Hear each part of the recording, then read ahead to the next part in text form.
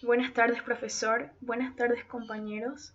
Les saluda Diana Noemí Cabral Peralta, alumna del tercer semestre de la carrera de licenciatura en Administración. En esta ocasión estaré explicándoles brevemente el tema de la unidad 3 de nuestro programa de estudios, que son las relaciones internacionales. Exactamente la cuenta corriente y el endeudamiento externo.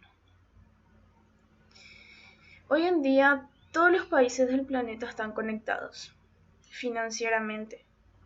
Las operaciones económicas y financieras que se producen entre un país y el resto del mundo se registran en la balanza de pagos. En la balanza de pagos se registran contablemente todas las operaciones comerciales, de servicios y movimientos de capitales que se realizan de un país con respecto al resto del mundo, por un periodo de tiempo determinado. El registro de estos datos lo realiza el Banco Central y suele cuantificarse en dólares. Veremos un poco qué es la cuenta corriente. La cuenta corriente registra el flujo de todos los bienes, servicios, ingresos y pagos desde y hacia el país. Muestra de qué forma la economía interactúa con el resto del mundo, que es netamente de lo que se basa esta unidad. A diferencia de la cuenta financiera o cuenta de capital, esta registra los préstamos que pide el país al extranjero, además de las inversiones y depósitos que provengan de otros países. Cuando existe un superávit de la cuenta corriente, esto significa que el país puede prestar recursos al resto del mundo. Y cuando hay un superávit de cuenta corriente, debe haber un déficit de la cuenta financiera. No es necesario que las balanzas estén en equilibrio, pero sí es necesario que las inclinaciones de estas balanzas se compensen entre sí. Un déficit indica que la economía tiene un gasto mayor a su ingreso y por lo tanto debe financiarlo haciendo uso del ahorro del resto del mundo, que es el ahorro externo. Al igual que una familia que gasta más que su ingreso requiere financiarlo con un préstamo, una deuda, y el país debe hacer lo mismo. La deuda corriente y el endeudamiento externo. La cuenta corriente tiene una dimensión intertemporal esencial, lo que significa que lo que se realiza en este momento tiene una consecuencia en el futuro. Si la economía opera con un déficit de cuenta corriente hoy, sus residentes están aumentando su deuda neta con el resto del mundo. Tarde o temprano el país va a tener que reducir su consumo para pagar los intereses de la deuda que acumuló. Las exportaciones netas de un país son su método para pagar los intereses sobre los pasivos acumulados durante el tiempo que tuvo déficit de cuenta corriente. Por ejemplo, el Paraguay, gracias a que tenemos un gran sector agroindustrial, ahora con los problemas del COVID, de la pandemia, tendremos una recuperación un poco más rápida, además de los otros países. Equilibrio entre ahorro e inversión. En una economía abierta, la diferencia de ahorro e inversión es el saldo de la cuenta corriente. Cuando el ahorro nacional es mayor que la inversión interna, se dice que el país tiene un superávit de cuenta corriente. Cuando el ahorro es inferior a la inversión, el país tiene un déficit de cuenta corriente. Por ejemplo, la inversión pública y privada que realiza un país requiere ser financiada posponiendo algún tipo de consumo. Por eso, el equilibrio entre el ingreso y gasto se puede describir como el equilibrio entre el ahorro y la inversión. Es decir, la inversión es igual al ahorro privado más el ahorro del gobierno más el ahorro externo. Factores que afectan al saldo de la cuenta corriente. Para una tasa de interés mundial, el ahorro y la inversión no tienen que ser iguales en el país, y la brecha entre ambos refleja el déficit o el superávit de la cuenta corriente del país.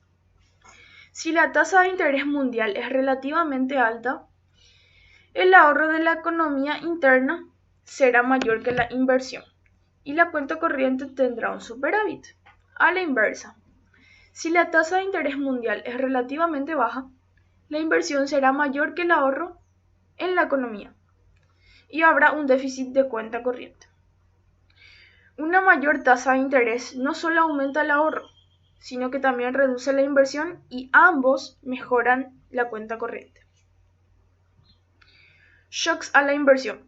El efecto de shock a la inversión en una economía cerrada, principalmente, es un alza de la tasa de interés. Aquí, en una economía abierta y pequeña, la tasa de interés interna está dada por la tasa de interés mundial. En consecuencia, un alza de la inversión provoca un deterioro de la cuenta corriente, mientras que la tasa de interés se mantiene invariable. Shocks al producto. En muchos países el producto suele caer temporalmente por las condiciones del clima u otros shocks exógenos que golpean algún sector económico importante. Tenemos el caso de un país africano bajo el Sahara, atacado por una grave sequía, o un país andino afectado por la corriente del Niño, o un país caribeño arrasado por un huracán. Por ejemplo, podemos tomar también como ejemplo al Paraguay, una sequía, una helada, una lluvia intensa. La teoría del ahorro para el ciclo de la vida predice que las personas desearán mantener un nivel de consumo relativamente estable, a pesar de la reducción temporal del producto, por lo que el ahorro agregado disminuye en respuesta al shock. En consecuencia, cuando se produce una caída permanente del producto, la cuenta corriente no acumula un déficit. De hecho, si la demanda de inversión cae en respuesta a una adversidad de largo plazo, es posible que la cuenta corriente acumule un superávit a pesar de la reducción del producto actual. Shocks a los términos de intercambio. Los términos de intercambio son un índice de precio de las importaciones de un país con relación al precio de sus importaciones. Con la misma cantidad física de exportaciones, ahora el país puede importar más bienes. El ingreso real del país aumenta gracias a que ha aumentado la disponibilidad de bienes importados. Un aumento transitorio de los términos de intercambio implica un aumento temporal del ingreso con relación al ingreso permanente. En consecuencia, el ahorro agregado del país tenderá a aumentar debido al comportamiento que lleva a las personas a estabilizar su consumo. Dice, si la variación de los términos de intercambio es permanente, las familias deberán ajustar sus niveles de consumo en respuesta a los shocks, de manera que el ahorro se mantenga estable. Los cambios permanentes de los términos de intercambio debieran, por lo tanto, tener poco efecto sobre la cuenta corriente, salvo si el shock a los términos de intercambio afecta a la inversión. La restricción presupuestaria intertemporal de un país. Las decisiones personales de ahorro e inversión durante un determinado periodo influyen a la trayectoria futura de consumo e ingreso de las personas. Quien se endeuda hoy deberá consumir menos que su ingreso en el futuro a fin de pagar el préstamo. Asimismo, los niveles de ahorro e inversión nacional y la cuenta corriente influyen en la trayectoria futura de consumo e ingreso de la economía como un todo. Endeudarse hoy significa ajustarse el cinturón y reducir la absorción mañana. Las limitaciones al endeudamiento y el crédito externo. Los controles administrativos que limitan el acceso a los mercados de capitales del exterior. La influencia de los países grandes en la tasa de interés mundial y los problemas de riesgo y ejecución en la captación y la colocación de créditos externos que restringen el flujo de los capitales a través de las fronteras. Algunos problemas de riesgo y cumplimiento de los contratos. Hemos supuesto que todos los préstamos se pagan, o sirve totalmente en términos de valor presente. En el mundo real este no siempre es el caso. En primer lugar, el deudor puede caer en insolvencia, esto es, verse imposibilitado de servir las deudas en su totalidad, con fondos de su ingreso presente y futuro. Naturalmente, muchos acreedores comprenden este riesgo cuando otorgan los créditos iniciales y por eso insisten desde el comienzo en la aplicación de una tasa de interés mayor a fin de compensar los riesgos, si las cosas no andan como lo deseado. Segundo, el deudor puede optar por no pagar sus préstamos si está convencido de que el costo de no pagar es menor que la carga a pagar. Por ejemplo, cuando un gobierno no puede pagar o decide no pagar, hay algunas sanciones. Por ejemplo, la suspensión de préstamos futuros, el retiro de los créditos de corto plazo que respaldan las exportaciones e importaciones, intentos de impedir el comercio internacional del país, intentos de destruir las relaciones externas. Ahora les hablaré un poquito de la situación del Paraguay con respecto a nuestro tema.